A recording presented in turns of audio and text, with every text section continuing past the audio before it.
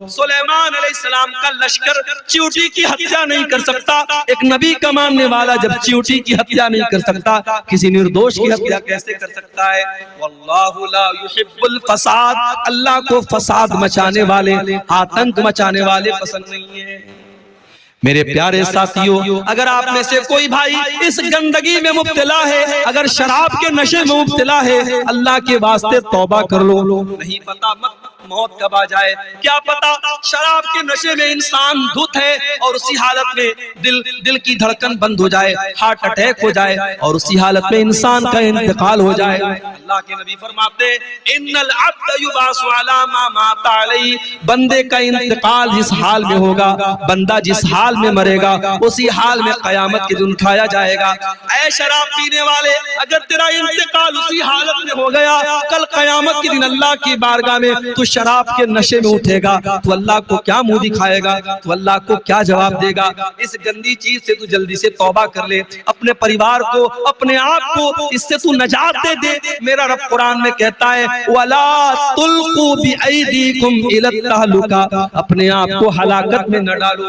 جو شراب آپ کو ہلاکت میں ڈال رہی ہے, جو برباد کر رہی ہے, اس شراب سے اپنے دامن کو بچا لو. میرے بھائی, یا ایھا الذین آمنوا من یرتد منکم عن دینہ فسوف یأتی اللہ بقوم, اے ایمان والو, اگر تم اللہ کے دین سے پلٹ جاؤ گے, اگر تم اللہ کے دین سے پیچھے ہو جاؤ گے, پھر جاؤ گے, اللہ تعالیٰ دوسری قوم کو لے آئے گا, اور ایسی قوم کو لائے گا یحبہم ویحبونہ, اللہ ان سے محبت کرے گا, وہ اللہ سے محبت کریں گے.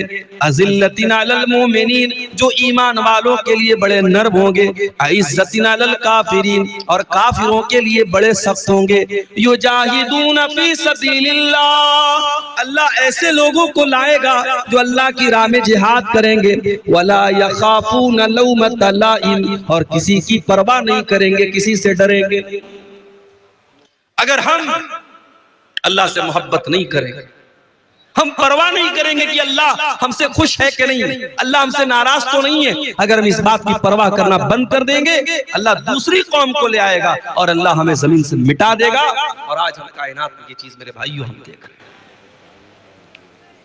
تو آج کی تقریر کا میرا موضوع کیا ہے؟ وہ کون سی ایسی چیزیں ہیں جو اللہ کو پسند نہیں ہیں, جن کا نام لے کر کے اللہ نے کہا کہ یہ کام مت کرنا, یہ کام مجھے پسند نہیں ہے, میں یہ کام پسند نہیں کرتا, اگر یہ کرو گے تو میں ناراض ہو جاؤں. بھائی محبت کرتے ہو نا اللہ سے, اگر اللہ سے محبت کرتے ہو تو پھر پرواہ کرنی پڑے گی کہ اللہ کو کیا پسند ہے اور کیا ناپسند ہے. تو آج ہماری تقریر کا ٹاپک ہے اللہ کو کیا ناپسند ہے. تو سنیں گے انشاءاللہ, اور صرف سننا نہیں ہے, انشاءاللہ عمل بھی کرنا ہے. جتنی چیزیں بیان کی جائیں گی قرآن کی روشنی میں اور حدیث کی روشنی میں بیان کی جائیں گی, اور نمبر سے میں بیان کروں گا, اور مقصد یہ ہے کہ ان چیزوں سے ہم اپنے آپ کو بچائیں, جن چیزوں کا نام لے کر کے اللہ نے کہا کہ یہ چیز ہمیں پسند نہیں. آئیے قرآن کا دوسرا پارہ کھولتے ہیں.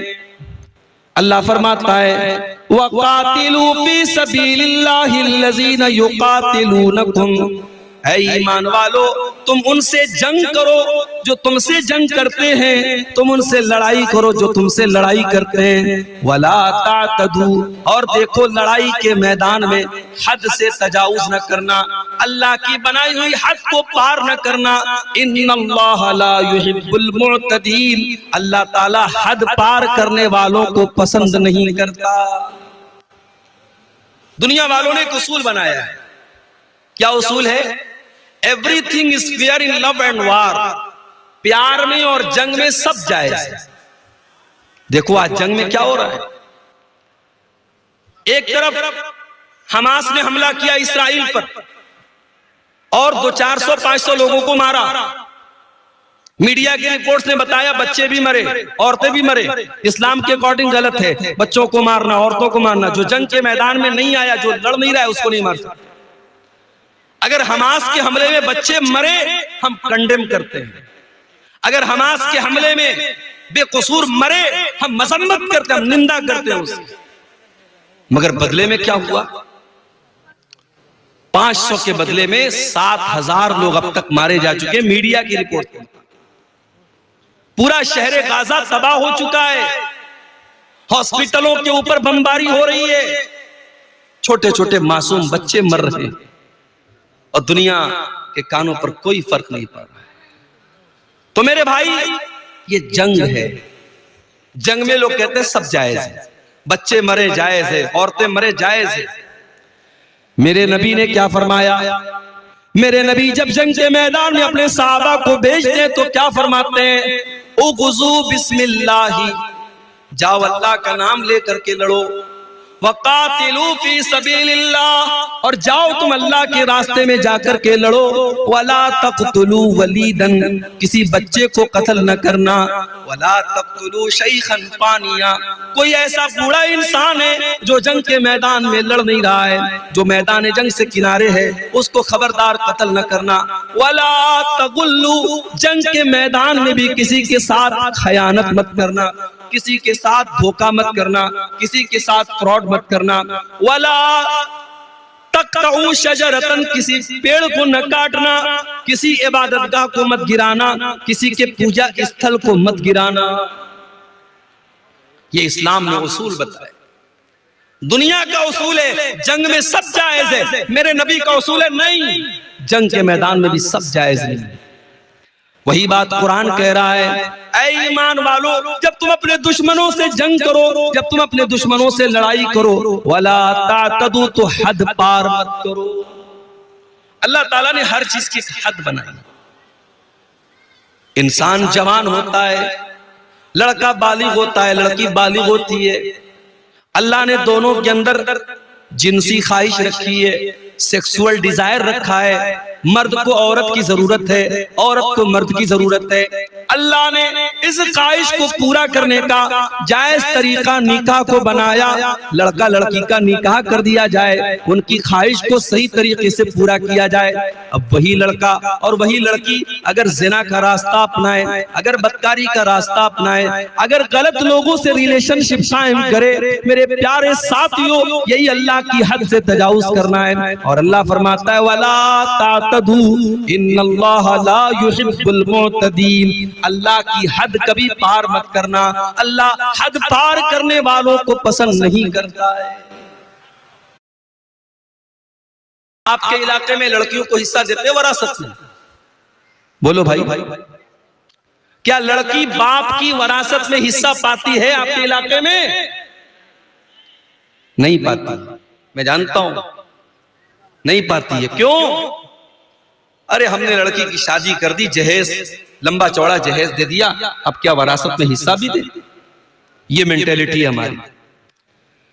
باپ کا انتقال ہوا، ماں کا انتقال ہوا، ماں نے کپڑا چھوڑا، ماں نے زیورات چھوڑے، باپ نے زمین چھوڑی، باپ اور ماں کے اس سارے ترکے میں، ساری پراپرٹی میں قرآن کہتا ہے جس طریقے سے بیٹے کا حصہ ہے ویسے ہی بیٹی کا حصہ ہے۔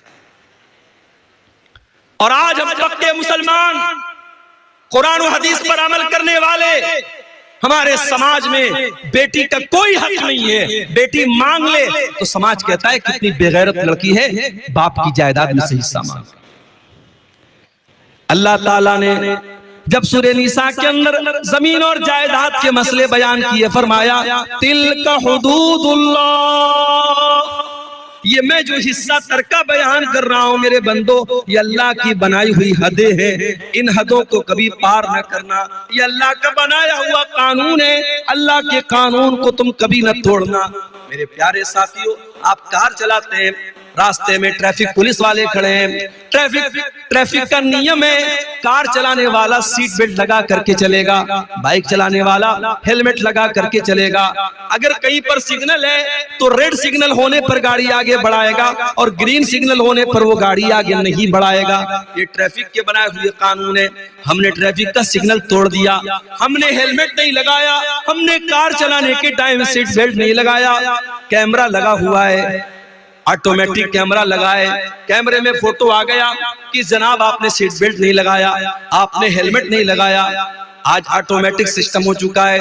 آپ کے موبائل کے اوپر میسج آ گیا, آپ ہیلمٹ کے بغیر گاڑی چلا رہے تھے, 500 روپے کی پینالٹی لگ گئی. سیٹ بیلٹ کے بغیر آپ کار چلا رہے تھے, 1000 کی پینالٹی لگ گئی. آپ نے سگنل کراس کیا تھا, 500 روپے کی پینالٹی لگ گئی. آج دنیا والوں نے ٹریفک کے قانون کو توڑنے کے لیے پینالٹیاں بنائی ہیں, جرمانے بنائے ہیں. میرے پیارے ساتھیوں, اللہ تعالیٰ نے بھی شریعت میں بہت سارے قانون بنائے ہیں, بہت ساری لیمٹس بنائی ہیں. اگر ہم ان قوانین کو توڑیں گے اللہ ہم سے ناراض ہوگا. اللہ پینالٹی تو نہیں لگائے گا لیکن اللہ تعالیٰ ناراض ہوگا, اور جب وہ ناراض ہوگا تو پھر ہمارا انجام بہت برا ہونے والا ہے. اسی لیے اللہ فرماتا ہے وَلَا تَعْتَدُوا إِنَّهُ لَا يُحِبُّ الْمُعْتَدِينَ. وہ لوگوں تم اللہ کی حد کو کبھی پار نہ کرنا, اللہ حد پار کرنے والوں کو پسند نہیں کرتا. آپ جانتے ہیں ایک مذہب ہے ہمارے ملک میں, جین مذہب. جین مذہب کے لوگ کوئی گوشت نہیں کھاتے, وہ 100% شاکاہاری ہوتے. اور اتنا ہی نہیں, وہ جب چلتے ہیں تو ماسک لگا کے چلتے ہیں. کیوں؟ کیونکہ ان کا کہنا ہے جب ہم ہوا میں سانس لیتے ہیں تو بہت سارے کیڑے مکوڑے اور بہت سارے جراثیم اور کیٹانو ہمارے سانس لینے سے مر جاتے ہیں, تو ہم ماسک لگا لیتے ہیں تاکہ ان کی ہتیا نہ ہو. بہت سارے جین مذہب کے جو ان کے گرو ہوتے ہیں وہ ننگے رہتے ہیں, کیونکہ ان کے مذہب کے جو رہنما ہے ان کی تعلیم ہے کہ کپڑا بھی مت پہنو, ننگے ہو. یہ جین مذہب کی تعلیم ہے. اسلام کی تعلیم کیا ہے؟ اسلام یہ کہتا ہے, اللہ قرآن میں کہتا ہے یا ایھا الذین آمنوا لا تحرموا طیبات ما احل اللہ لکم. اے ایمان والو خبردار, جس چیز کو اللہ نے حلال کیا ہے تمہیں حرام کرنے کا کوئی ادھیکار نہیں ہے. ٹھیک ہے, کوئی شاکاہاری ہو سکتا ہے, کوئی مسلمان بھی ایسا ہو سکتا ہے اس کو گوشت پسند نہیں ہے, وہ سبزی کھاتا ہے, وہ دال کھاتا ہے, بہت اچھی بات ہے, کوئی مسئلہ نہیں, کوئی حرج کی بات نہیں. لیکن اگر وہ گوشت کو حرام سمجھتا ہے, وہ یہ سمجھتا ہے کہ گوشت کا کھانا صحیح نہیں ہے, یہ جیو ہتیا ہے, یہ جانوروں کا قتل ہے, یہ جانوروں کا خون بہانا ہے. کان کھول کر کے سن لو, اللہ فرماتا ہے یا ایھا الذین آمنوا لا تحرموا طیبات ما احل اللہ لکم. اے ایمان والو, جو چیز اللہ نے تمہارے لیے حلال کی ہے, جو چیز اللہ نے جائز کی ہے, تم کون ہوتے ہو حرام کرنے والے, تم کون ہوتے ہو ناجائز کرنے والے. ولا تعتدوا, اے ایمان والو اللہ کی حد کو کبھی کراس نہ کرو. انہ لا یحب المعتدین, اللہ تعالی حد سے تجاوز کرنے والوں کو پسند نہیں کرتا. پتہ یہ چلا اللہ نے اگر کسی چیز کو حرام کیا ہے ہم حلال نہیں کر سکتے, اور اللہ نے حلال کیا ہے ہم حرام نہیں کر سکتے. ایک مرتبہ اللہ کے نبی نے اپنے اوپر شہد کو حرام کر لیا, اپنی ایک بیوی کے کہنے پر. جب اس بیوی نے اللہ کے نبی سے کہا کہ اے اللہ کے نبی, آپ کے منہ سے مغافیر کی مہک آتی ہے. مغافیر ایک بدبودار پھول ہوتا تھا. اللہ کے پیارے نبی حضرت زینب کے یہاں سے شہد کھا کے آیا کرتے تھے, اور دوسری بیویوں کو پسند نہیں تھا, شہد کھانے کی وجہ سے دیر ہو جایا کرتی تھی. تو انہوں نے کہا اے اللہ کے نبی, آپ کے منہ سے مغافیر کی مہک آتی ہے. اللہ کے نبی نے اپنی بیوی کو راضی کرنے کے لیے یہ قسم کھا لی کہ میں آج کے بعد شہد نہیں کھاؤں گا. جب شہد کھانے سے میرے منہ سے مہک آتی ہے, جب شہد کھانے سے میرے منہ سے بدبو آتی ہے, میں آج کے بعد شہد نہیں کھاؤں گا.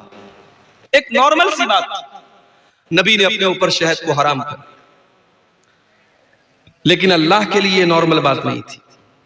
اللہ نے قرآن کی آیت نازل کر دی, یا ایھا النبی لم تحرم ما احل اللہ لک تبتغی مرضات ازواجک.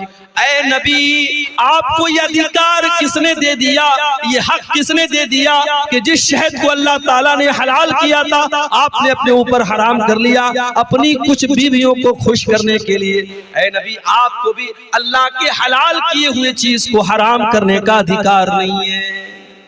ہم نہیں کر سکتے, کسی حلال چیز کو حرام نہیں کر سکتے, اور کسی حرام کو حلال نہیں کر سکتے میرے.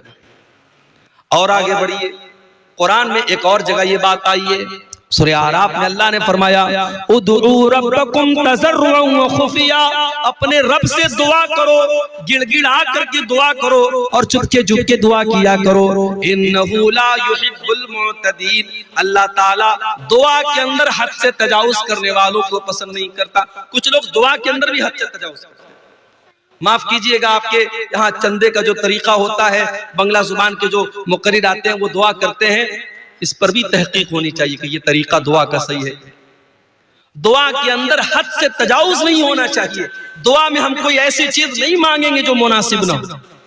ایک صحابی نے اپنے بیٹے کو دیکھا، بیٹا دعا کر رہا ہے، اے اللہ جنت میں داہنے طرف سفید رنگ کا محل مجھے عطا فرما دے، جنت کے اندر وائٹ ہاؤس مجھے دے دے۔ صحابی نے بیٹے کو یہ دعا کرتے ہوئے سنا، کہا ہے میرے بیٹے تو کیا دعا کر رہا ہے؟ کہا ابا جان میں دعا کر رہا ہوں کہ اللہ تو مجھے جنت کے داہنے سائیڈ میں ایک سفید رنگ کا محل عطا فرما۔ کہا بیٹا یہ دعا کرنا صحیح نہیں ہے بیٹا، میں نے اللہ کے نبی کو یہ فرماتے ہوئے سنا تھا کہ قیامت کے پہلے ایک ایسا دور آئے گا، لوگ دعا کے اندر حد سے تجاوز کریں گے اور لوگ وضو کرنے میں حد سے تجاوز کریں گے۔ اے میرے بچے، جب تجھے دعا کرنا ہو تو سمپل یہ دعا کر، اے اللہ میں جنت کا سوال کرتا ہوں، میں جہنم سے تیری پناہ مانگتا ہوں۔ اس میں اتنی ڈیٹیل مت بیان کرو، اپنی دعا میں یہ مت کہو کہ اے اللہ جنت کے داہنے سائیڈ میں مجھ کو یہ محل عطا فرما۔ یہ دعا کے اندر حد سے تجاوز کرنا ہے۔ بعض لوگ دعا کرتے کہتے ہیں اے اللہ اپنے نبی کے صدقے میری یہ دعا قبول کر۔ یہ صدقہ کیا ہے بھائی؟ نبی کے صدقے کیسے دعا ہوتی ہے؟ غلط ہے، یہ دعا میں حد سے تجاوز۔ آپ دعا میں اگر وسیلہ لگانا چاہتے ہیں اپنے کسی نیک عمل کا وسیلہ لگائیے۔ اے اللہ میں نے جاڑے میں کمبل بانٹے تھے غریبوں کو، اے اللہ رات کا سناٹا تھا، کوئی غریب لیٹا ہوا تھا، میں نے جا کے کمبل اس کو اڑا دیا تھا، اے اللہ کوئی دیکھنے والا نہیں تھا، کوئی کیمرہ والا نہیں تھا، کوئی ریکارڈنگ کرنے والا نہیں تھا، اے اللہ میں نے تجھ کو راضی کرنے کے لیے، تجھ کو خوش کرنے کے لیے اس غریب کی مدد کی تھی، اے اللہ تو میری مغفرت فرما دے، اے اللہ تو میری مصیبت کو دور فرما دے۔ ایسے نیک عمل کا وسیلہ آپ لگا سکتے ہیں۔ تو دعا کے اندر بھی حد سے تجاوز نہیں ہونا چاہیے۔ تو پہلی چیز جو اللہ تعالیٰ کو بہت ناپسند ہے میرے بھائیوں، وہ کیا ہے؟ حد سے تجاوز کرنا۔ اور آگے بڑھیے، اللہ کو دوسری چیز جو بہت زیادہ ناپسند ہے، قرآن کا دوسرا پارہ کھولو، اللہ فرماتا ہے وَإِذَا تَوَلَّا فِي الْأَرْضِ سَعَى۔ منافقوں کے بارے میں اللہ نے فرمایا کہ منافق آدمی جب زمین میں چلتا ہے تو وہ کیا کرتا ہے؟ لِيُفْسِدَ فِي الْأَرْضِ وَيُهْلِكَ الْحَرْثَ وَالنَّسْلَ وَاللَّهُ لَا يُحِبُّ الْفَسَادَ۔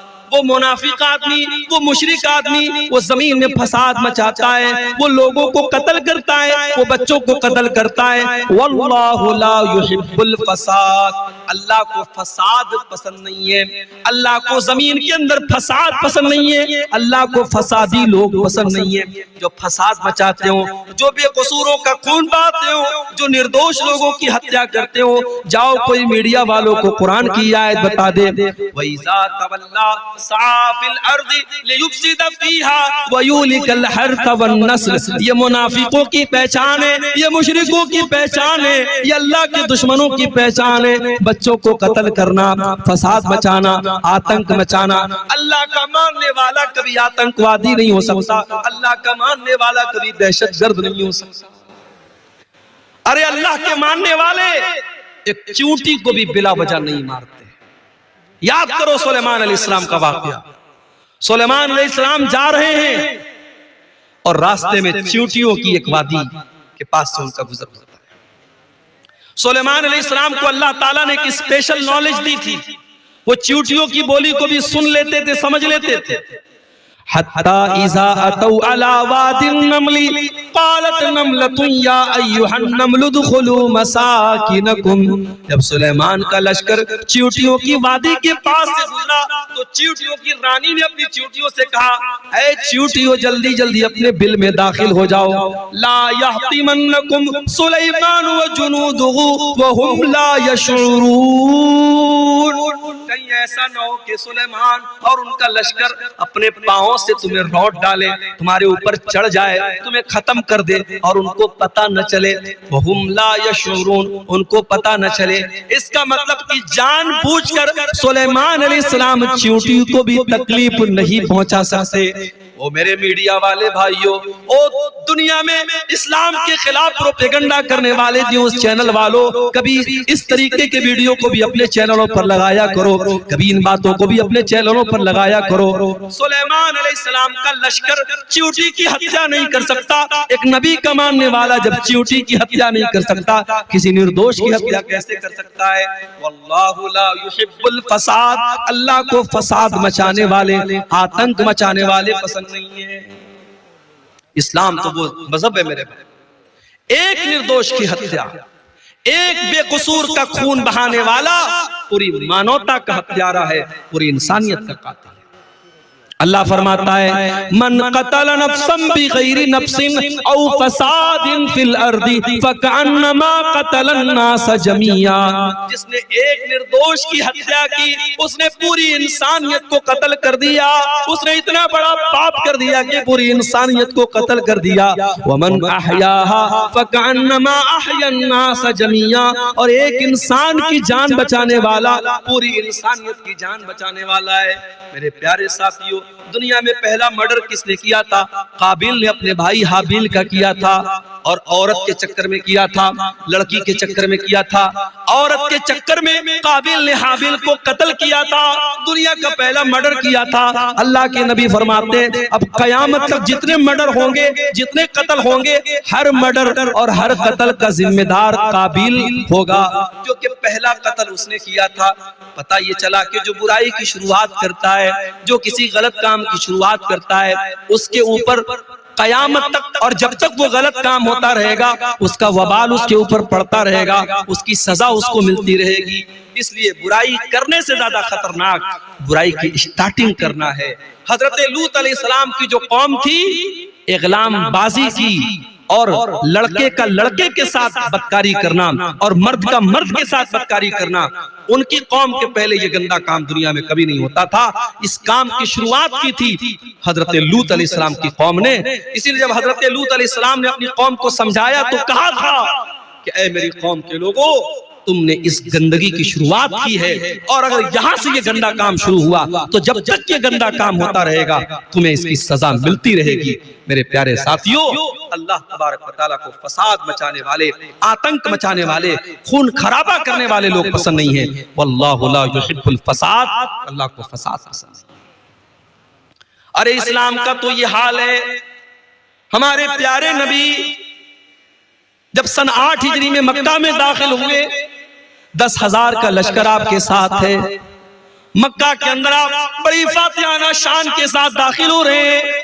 یہ وہی مکہ ہے جہاں سے آپ کو نکالا گیا ہے، یہ وہی مکہ ہے جہاں اللہ کی بارگاہ میں سجدہ کرنا آپ کے لیے حرام کر دیا گیا، جہاں نماز کی حالت میں آپ کا گلا دبانے کی کوشش کی گئی، جہاں نماز کی حالت میں آپ کی گردن میں چادر ڈالی گئی، جہاں نماز کی حالت میں آپ کی گردن کے اوپر گندگی ڈالی گئی۔ یہ وہی مکہ ہے جہاں کے لوگوں نے غزوہ احد میں آپ کے چچا حمزہ کا کلیجہ چبایا، یہ وہی مکہ ہے جہاں کے لوگوں نے غزوہ احد میں آپ کو مارا تھا، آپ کے دانت توڑے تھے، آپ کے چہرے سے خون بہا تھا۔ یہ سارے واقعات آپ نے اپنی آنکھوں سے دیکھے ہیں، لیکن میرے پیارے ساتھیوں، آپ دیکھیے سن 8 ہجری میں جب اللہ کے نبی مکہ میں داخل ہوتے ہیں، آپ پہلے خانہ کعبہ کو سارے بتوں سے پاک کرتے ہیں، اور خانہ کعبہ کو بتوں سے پاک کرنے کے بعد جب آپ خانہ کعبہ کے دروازے پر کھڑے ہوتے ہیں تو آپ کیا کہتے ہیں؟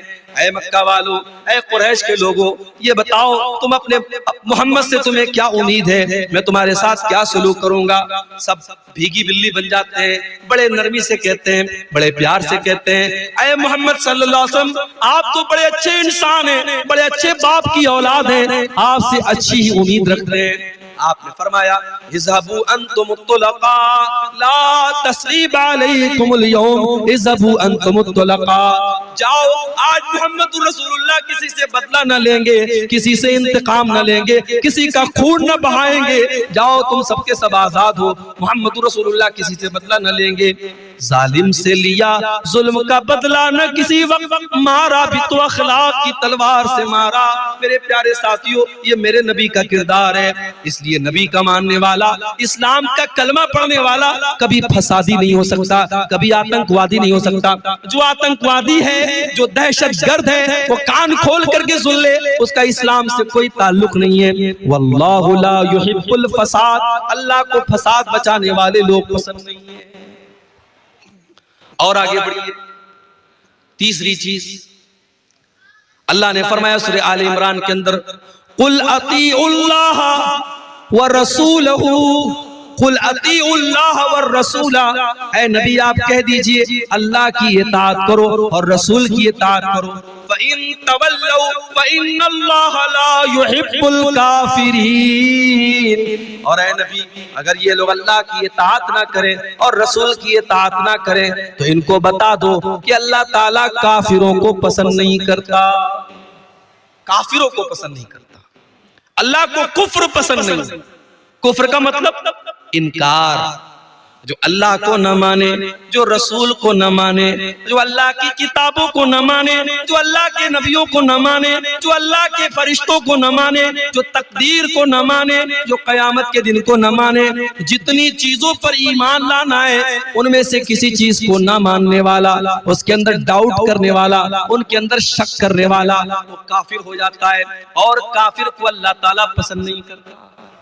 اللہ کو مومنوں سے محبت ہے، اللہ کو ایمان والوں سے محبت ہے، اللہ کافروں کو پسند نہیں کرتا۔ اللہ کو کفر سے اتنی نفرت ہے، اگر کوئی انسان کفر کی حالت میں مر جائے، اللہ فرماتا ہے وَلَلَّذِينَ يَمُوتُونَ وَهُمْ كُفَّارٌ، جو کفر کی حالت میں مر جائے اور مرنے کے ٹائم وہ توبہ کر لے، اس کی توبہ کا اللہ کیا کوئی مطلب نہیں ہے۔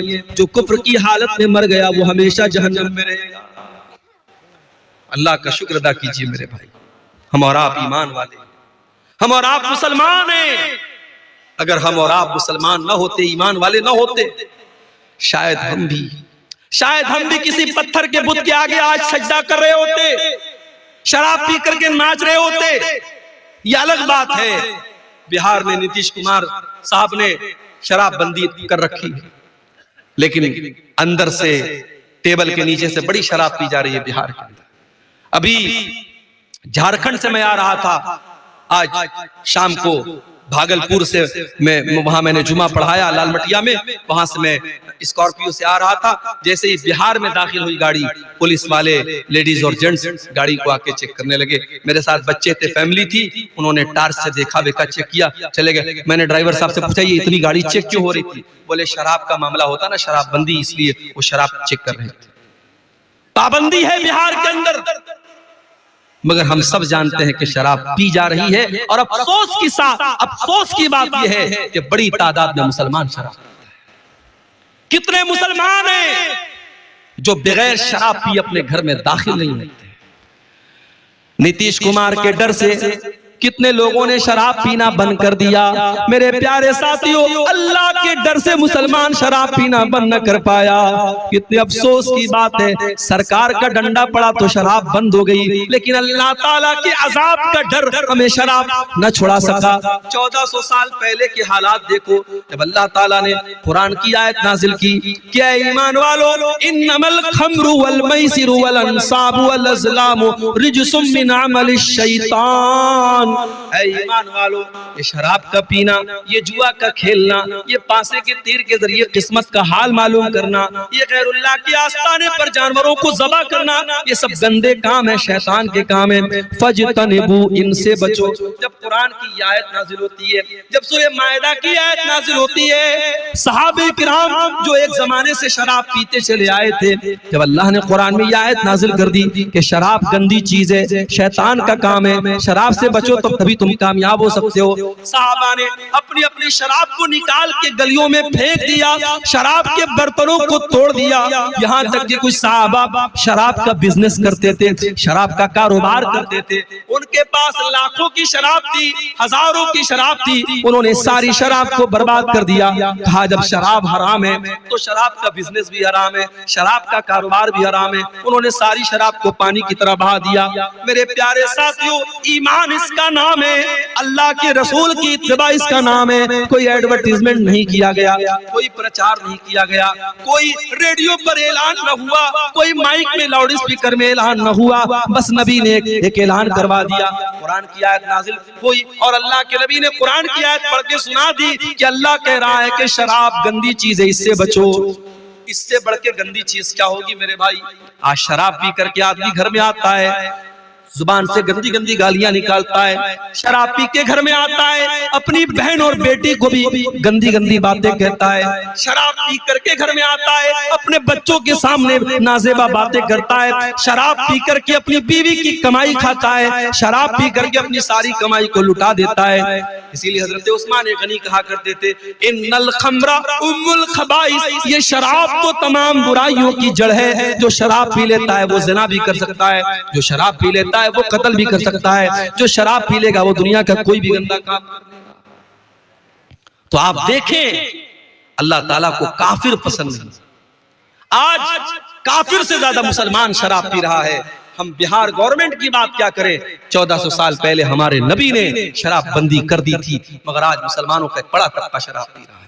میرے پیارے ساتھیوں، اگر آپ میں سے کوئی بھائی اس گندگی میں مبتلا ہے، اگر شراب کے نشے میں مبتلا ہے، اللہ کے واسطے توبہ کر لو۔ نہیں پتا موت کب آ جائے، کیا پتا شراب کے نشے میں انسان دھت ہے اور اسی حالت میں دل کی دھڑکن بند ہو جائے، ہارٹ اٹیک ہو جائے اور اسی حالت میں انسان کا انتقال ہو جائے۔ اللہ کے نبی فرماتے ان العبد یبعث علی ما مات علی، بندے کا انتقال جس حال میں ہوگا، بندہ جس حال میں مرے گا اسی حال میں قیامت کے دن اٹھایا جائے گا۔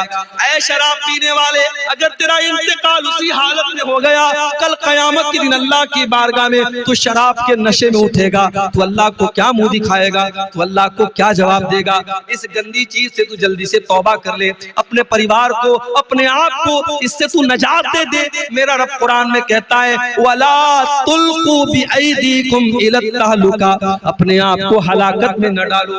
جو شراب آپ کو ہلاکت میں ڈال رہی ہے، جو برباد کر رہی ہے، اس شراب سے اپنے دامن کو بچا لو میرے بھائی۔ تو اللہ کو کافر پسند نہیں، اللہ کو کافر پسند نہیں۔ اگر کفر کی حالت میں آدمی مر گیا، انجام کیا ہوگا؟ اللہ نے فرمایا ان الذین کفروا وماتوا وهم کفار فلن يقبل من احدهم ملء الارض ذهبا، جو لوگ کفر کی حالت میں مر جائیں گے، ایمان کی دولت ان کو نصیب نہیں ہوگی۔ کان کھول کر کے سن لو، اللہ فرما رہا ہے کل قیامت کے دن اللہ کی بارگاہ میں اگر زمین بھر کے سونا بھی وہ لے کے آ جائیں گے اور اللہ سے کہیں گے اللہ تو زمین بھر کے سونا لے لے اور ہم کو جہنم کے عذاب سے بچا لے، اللہ فرماتا ہے فَلَن يُقْبَلَ مِنْ أَحَدِهِمْ، زمین بھر کے سونا لے کر کے بھی ان کو جہنم کی آگ سے نجات نہ ملے گی، جہنم کی آگ سے اللہ ان کو نہیں بچائے گا۔ اس لئے میرے بھائیوں، ایمان کی قدر کرو اور ایمان پر قائم رہو۔ اللہ کو کافر پسند نہیں ہے، اللہ کو کفر پسند ہے۔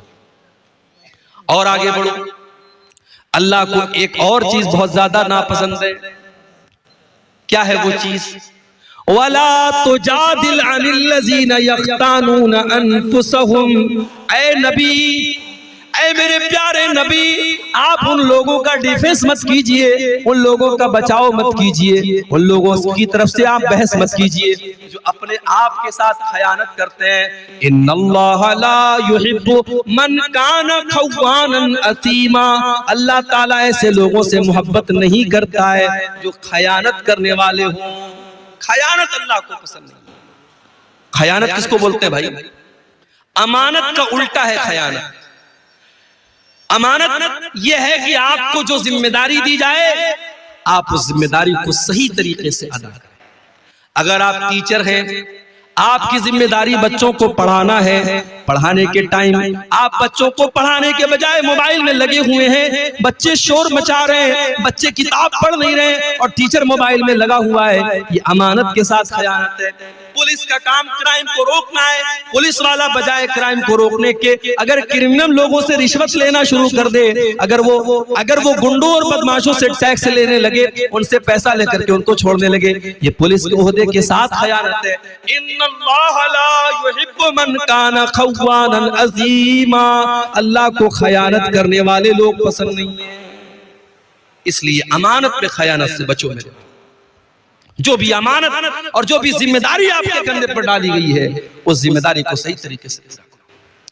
ہمارے کچھ بھائیوں نے ہم کو بتایا اسی بہار کی سرزمین پر، اسی جھارکھنڈ کی سرزمین پر یہ کام بھی ہو رہا ہے، ایک مسجد کا 4 بار فوٹو لیا جا رہا ہے اور 4 بار سعودی عرب سے اس کا پیسہ اٹھایا جا رہا ہے، ایک بار ٹیوب ویل لگایا جا رہا ہے، ایک بار اس کو پنک کلر سے پینٹ کیا جا رہا ہے، پھر گرین کلر سے پینٹ کیا جا رہا ہے، پھر لال کلر سے پینٹ کیا جا رہا ہے۔ ٹیوب ویل تو ایک بار لگا لیکن اس کا پیسہ 5 بار اٹھایا جا رہا ہے۔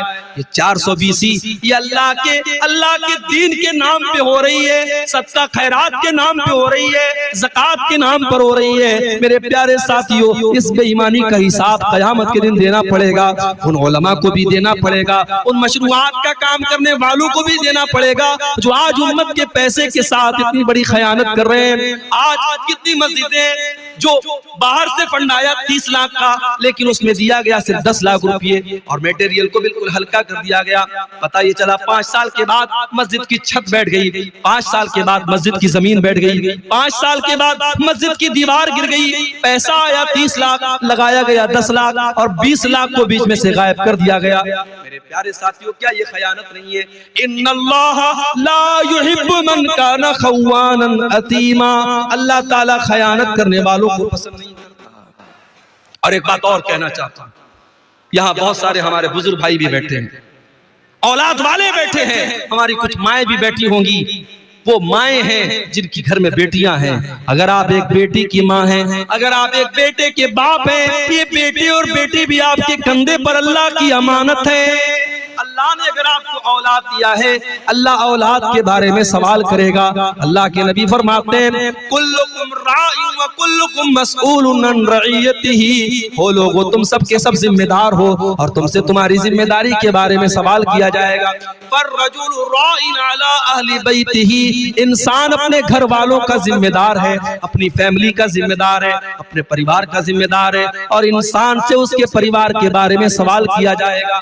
والمرأۃ راعیۃ علی بیت زوجہا، اور عورت اپنے گھر کی ذمہ دار ہے۔